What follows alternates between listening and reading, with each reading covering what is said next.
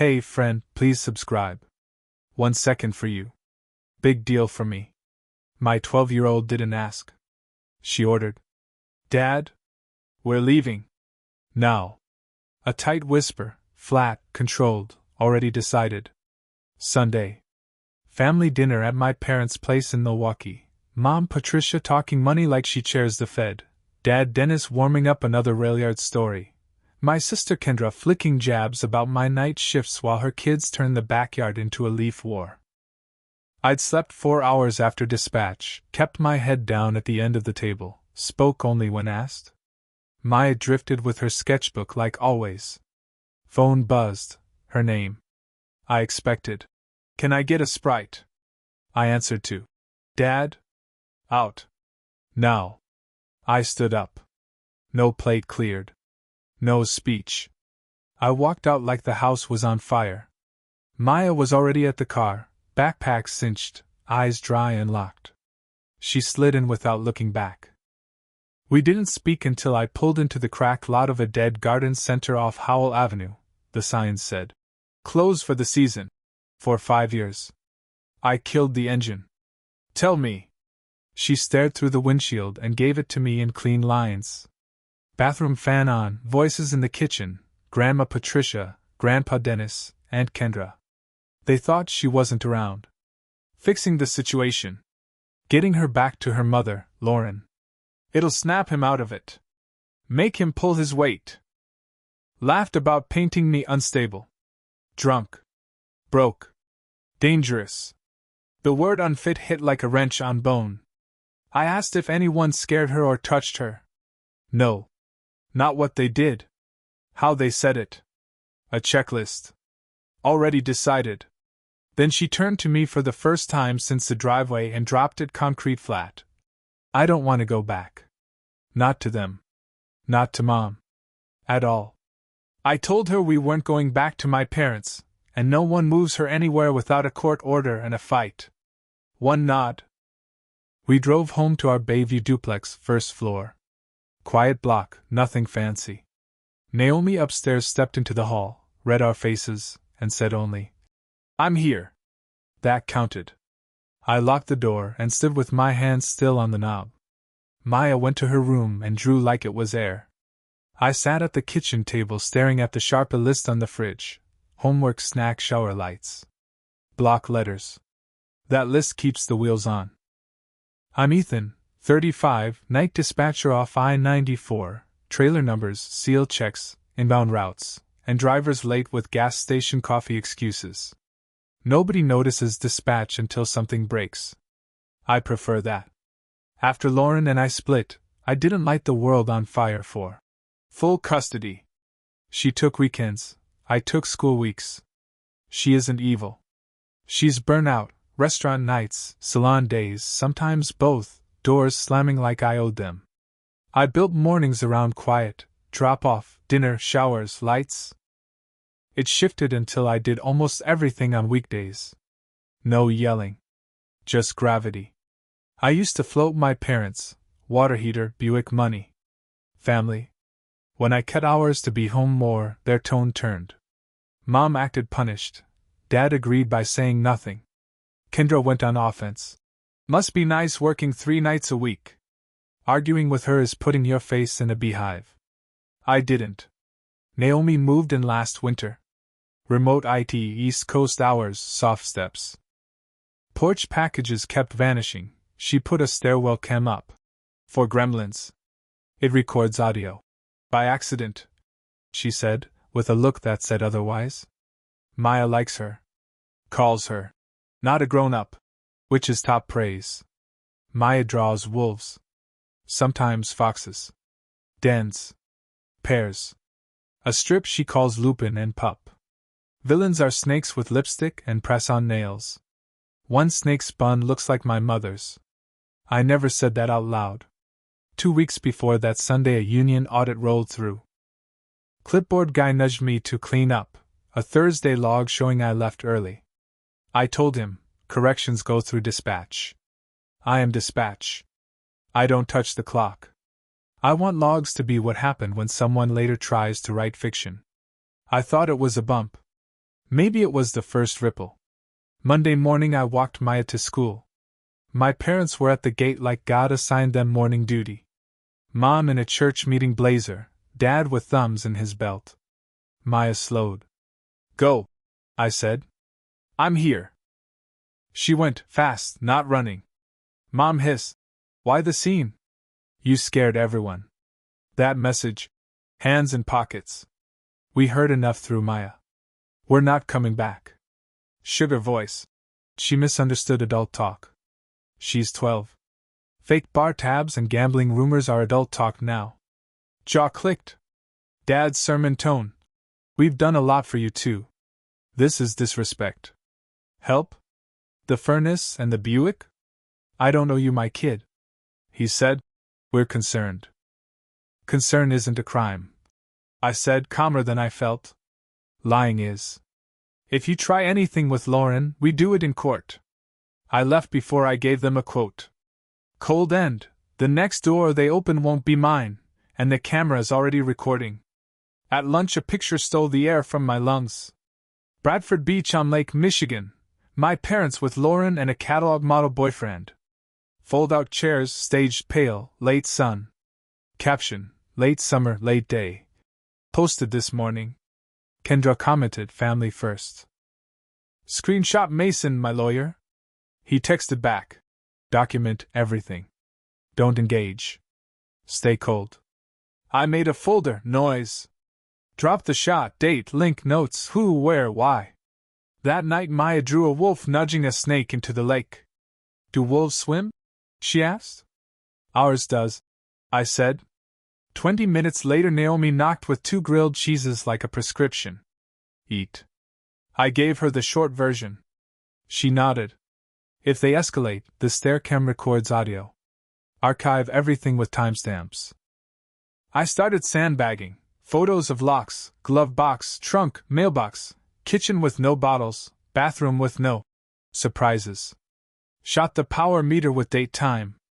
Rewrote the fridge list bigger like a billboard, homework, snack, shower lights, and added lunch packed, art supplies, clothes clean. All into noise. Boredom as armor. Next night, a crumpled receipt lay on my passenger mat. Harbor Monarch Tavern, 8 shots, close to $90, my name misspelled. Etten. Timestamp dead center in my shift. Fresh ink. Same day the mailbox held a pre-filled Lakeside Casino Club application, boxes checked for me.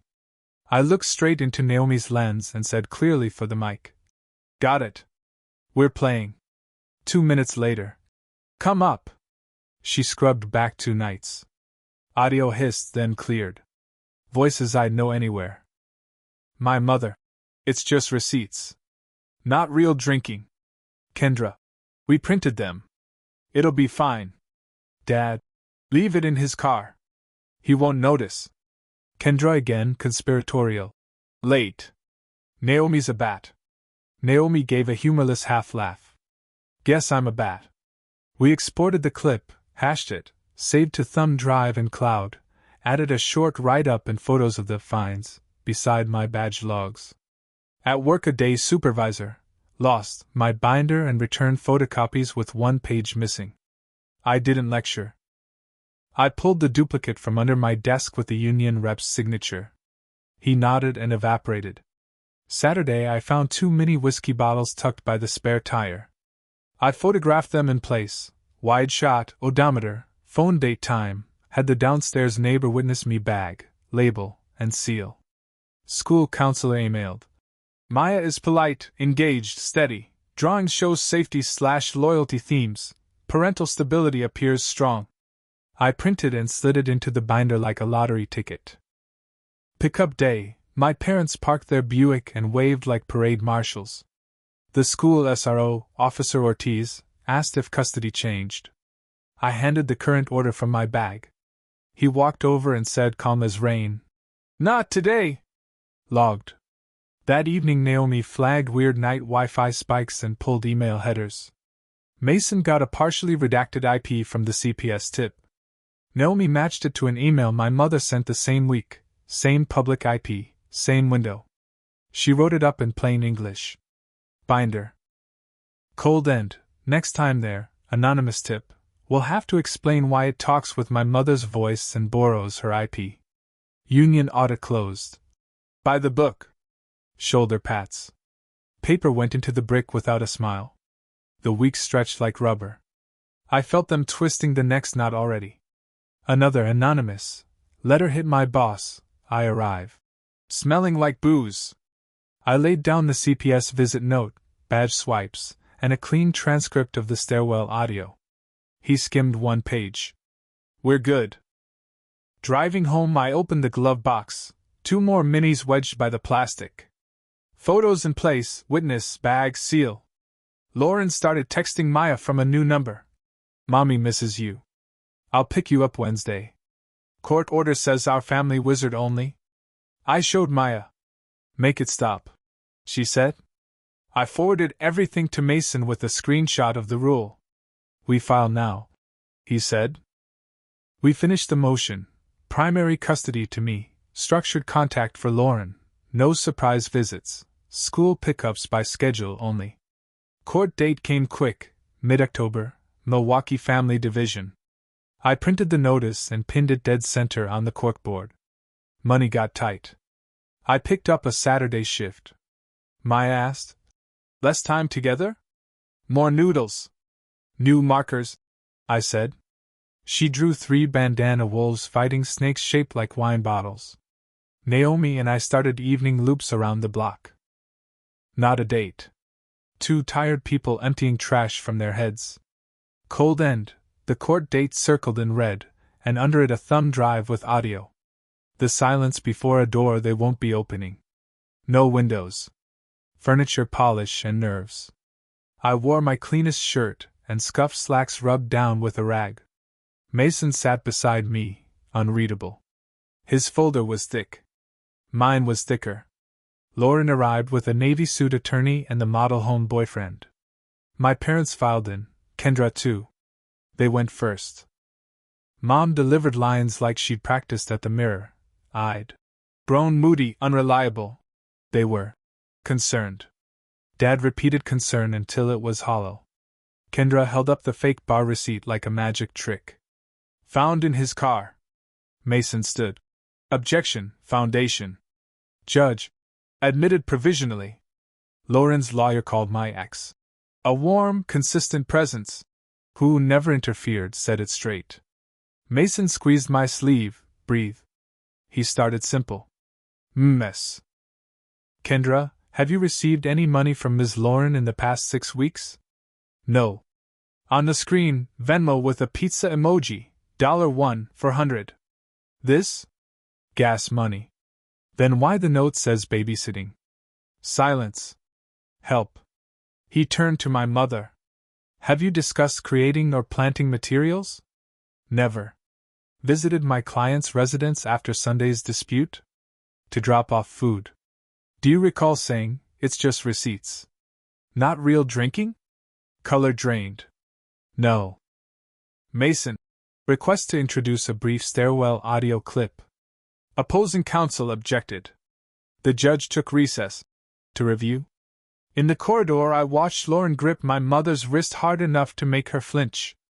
Kendra stepped between them. A bailiff saw. So did the dome camera. After recess, the judge allowed the clip for impeachment and noted the corridor incident. For demeanor. We played the audio, Mom. It's just receipts. Kendra. We printed them. Not adult talk. A project plan. We ended day 1 there. Cold end. Tomorrow Naomi walks in, and the numbers line up. Morning. Naomi testified cleanly, how the camera works, when it recorded, what it captured.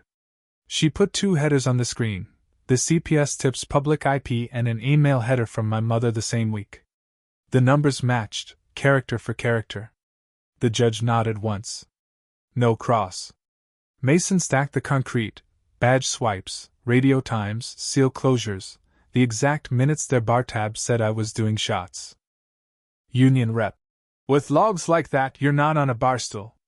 The judge almost smiled. The counselor zoomed in. Child is calm, polite, engaged. Processes feelings through art. Home appears consistent, Mason showed 2 lupin and pup pages, wolf between den and snake, wolf and cub building a wall. Wolf equals safety, the counselor said. The judge allowed them as context. Lauren's boyfriend tried to brand me rigid, controlling. Mason asked when he first met my parents. Late summer, he said. He got handed the Bradford Beach photo dated August. He flushed stop sign red. CPS worker testified, home clean, child's room age appropriate, food present, routines documented on the fridge, no alcohol, neighbor upstairs corroborated presence. Could he have staged it? Opposing counsel asked. The worker shrugged. Possible, but the child's demeanor matched what we saw, relaxed routine. Hard to fake. The judge said we might hear from Maya in chambers if she wished. In the hall I asked Mason low, good or bad? If she's ready, he said. It's everything. Cold end, I slide 1 sheet, the fridge list, into the binder's front pocket. Boredom as evidence. Maya went into chambers with the judge and a clerk. 10 minutes stretched an hour. I counted the exit flickers. Naomi squeezed my shoulder once and stepped back. We reconvened. The judge's voice carried clean weight. The child clearly prefers to live with Mr. Cole. She reports feeling safe with him and not safe with Ms. Lauren. She also reports overhearing grandparents and an aunt discussing plans to portray Mr. Cole negatively. These statements align with documentary evidence and are corroborated by witness testimony. Lauren's lawyer tried. Kids parrot adults. The judge raised a hand. We have independent statements aligned with evidence. Mason asked to admit the corridor clip. The judge had already watched it. Concerning. Reflects lack of calm. Mason laid the last brick, the boring sheet. He walked the room through our week, meds when prescribed, homework nightly, lights out on time, lunches packed, communication only through the app. He set my night logs beside it. He works nights and keeps this consistent. The judge ruled from the bench. Primary custody to Mr. Cole. Structured, supervised contact for Ms. Lauren pending therapy and parenting classes. No unscheduled third-party involvement. Protective order regarding surprise visits and school pickups. Any further attempts to manufacture evidence will be dealt with harshly. Words like a true gavel. Kendra cried into her hands. Dad studied his fingers. Mom skipped the reading. Lauren didn't look angry. Just empty. On the steps, Naomi bought Maya hot chocolate from a cart. Victory drink. Wolves like cocoa, Maya said, and I laughed in daylight for the first time in months. Mason shook my hand. Boredom wins cases. I'm framing that, I said. Expect noise a while, he said. Keep the binder close. Driving home, windows fogged, Maya drew a tiny wolf in the haze. This is our home, I said. Our rules. We're keeping it boring for a long time. Good, she said, like I'd promised Disneyland. Cold end, I shelved the binder at eye level, where you can't forget it. A year doesn't cure everything, but it sands the edges if you walk the same path daily. Maya grew taller, her lines got cleaner. The wolves still win. I picked up 2 nights a week as shift lead, same cage, thicker stack, a bit more pay. I still check badge swipes like fingerprints. The fridge list hasn't changed since the hearing. Boredom never looked so right. We never had a talk, Naomi and I. It just shifted. I fixed the wobbly shelf. She taught me not to burn pancakes. One morning after a long shift I sank into her couch and couldn't move. She set her hand on my forearm and didn't take it back. I looked at her hand and thought, yeah? That makes sense. No labels needed. Sunday dinners moved to my table. Boxed spaghetti. Bagged salad. Her brownies that never quite set but taste like warmth. Sometimes Maya's art club friend comes and talks too fast. Sometimes it's just us, listening to the oven tick. I used to think that kind of family only lived on TV. Turns out you draw one hard line and wait for the noise to die. My parents tried a soft return near Easter, left a pastry box and, let's talk, in Mom's slant. I mailed back their spare key with a note. No contact until therapy and a written apology to Maya. No surprises. Not a slap. A guardrail. In October, Kendra texted a pumpkin patch photo and a limp. Sorry. I replied. Thanks for the picture. That's it. Not a wall, not an open door. Rails. Lauren stuck to the plan: therapy, classes, supervised visits twice a month in a neutral room. Some days Maya comes back chatty. Some days she draws a den with the door shut. Those nights we do noodles and a dumb movie. CPS closed our file months ago. Final line. Stable home demonstrated. School added. Consistent care observed. Paper can be cold. Sometimes it's armor. Money breathed a little. I bought Maya a metal case marker set that latches like a toolbox. Bought Naomi a grinder that sounds like a spaceship. We argued about playlists and called it domestic. Sometimes a knock still freezes my hands mid-laundry. Then I glance at the corkboard, clean, quiet, and see Maya sketching a fox in a hoodie while Naomi wipes flour from her cheek, and I remember to breathe. Now and then we pass that dead garden center. I tap the glass. That lot saved us. No, Maya says, half-smile. I did. She's right. Winds like that don't fade. Final cold note: the spare key I mailed never came back. Good. Let it sit in their drawer as a reminder: the door isn't closed by anger. It's closed by rules.